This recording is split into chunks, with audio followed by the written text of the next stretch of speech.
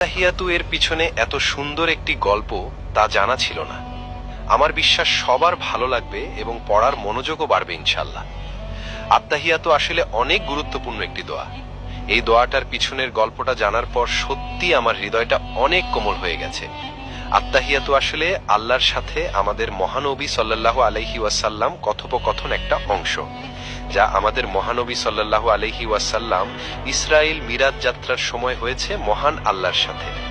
মহানবী সাল্লাল্লাহু আলাইহি ওয়াসাল্লাম যখন আল্লাহর সাথে কথোপকথন শুরু করে তখন আল্লাহকে আসসালামু আলাইকুম বলেননি, তাহলে কি বলেছিল?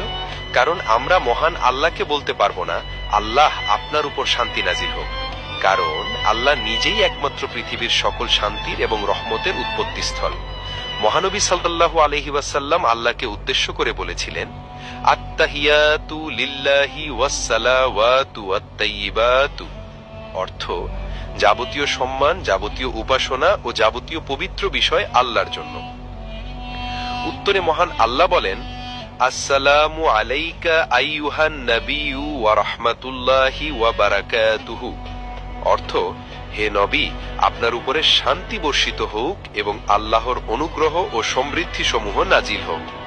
এতে মহানবী সাল্লাল্লাহু আলাইহি ওয়াসাল্লাম বলেন, আসসালামু আলাইনা ওয়া আলা ইবাদিল্লাহি সলিহিন, অর্থ আল্লাহর সমৃদ্ধি শান্তি বর্ষিত হোক আমাদের উপরে এবং আল্লাহর সৎ কর্মশীল বান্দাগণের উপরে।